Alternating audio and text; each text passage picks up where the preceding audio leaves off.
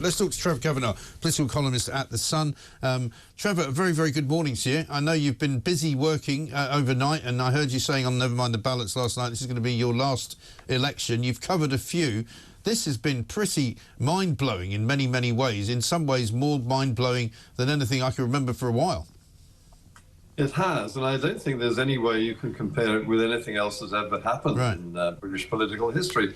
What we had was, at the same time, sensational, but dismally predictable and predicted. We've got a landslide election by the Labour Party, which is not a very happy event in the sense that only 35% of the voting public wanted a Labour government. That's the lowest ever for any incoming government. So this is a very thinly spread, though broad majority that Keir Starmer has. And as you've just been discussing, we really don't know what he stands for, but we will find out very fast. I think we're going to see a sort of King Lear-like declaration, I will do such things as I know not what.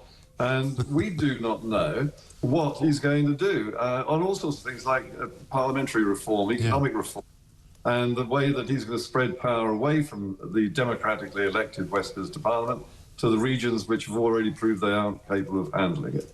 And, of course, one of the big stories of the night is reform. At one point, say a month ago, Nigel Farage wasn't even standing as a candidate. But as soon as Lee Anderson won and held his seat in Ashfield, it looked as though it was going to be quite a good night for them. At one point, the exit polls suggested 13 seats for them. But I think they'll be pretty pleased with 4, as you just saw Nigel Farage saying there. But what's going to be also front and centre of the political conversation is the voting share, because it seems entirely unfair, does it not, for Reform to have 14.5% of the vote and literally only 4 seats. They've got more of a share of the vote than the Lib Dems, who have got 70.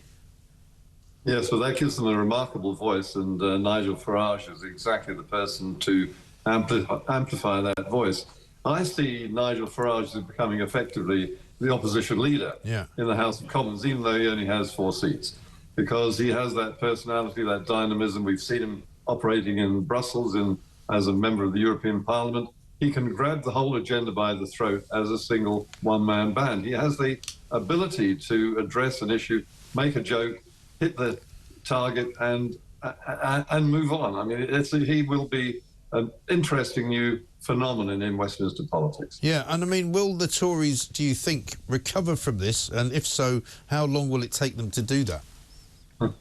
Well, I think that's the biggest question of all here, and Mike. I think that we don't even know what's going to remain of the Tories in the sense of the leadership. We've lost Penny Mordaunt, we've lost Liz Truss, thank God, and so on. So, I mean, Jacob Rees-Mogg, I think, would, had he survived, thrown his hat in the ring. So a lot of the contenders aren't going to be there. So I think Kemi Badenoch almost certainly will be the front runner for the leadership.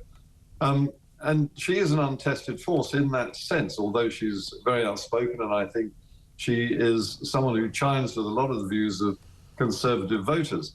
But they're still at war with each other. I mean, what has brought them to their knees today has been the fact that they've been squabbling incessantly for the last 4 years.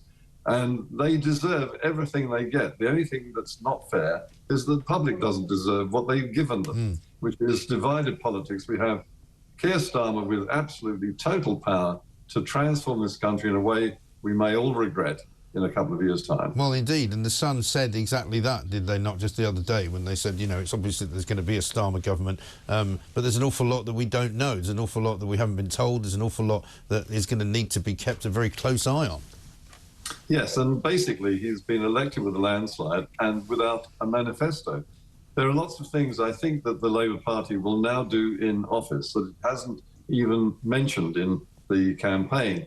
And as Peter Mandelson and Tony Blair have pointed out, unless you have that manifesto, which is basically an agreement with the electorate that puts you in office, when the winds of opposition start to blow and the difficulties start to arise, the trees do not have any roots. The popularity of this government, I think, is fragile, and it will not endure the sort of measures that I think we're going to see on taxation, on net zero, and on a whole range of other issues which are going to infuriate the public once they realise what they've elected. Yeah, I think so. Well, Trevor, listen, it's been a pleasure working with you. I shall miss you at the next election, but, I mean, who knows when that will be? I mean, do you think they will have a 5-year run, or do you think they could run into trouble before that?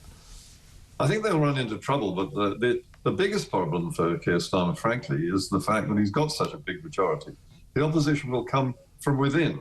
There are a lot of people in the party who actually don't like Keir Starmer very much, and there are a lot of people on the hard left who can organise the sort of opposition within. So, but I think that the majority means that he's in for the full 5 years, and sadly, maybe more. Indeed. Trevor Kavanagh, thank you very much indeed.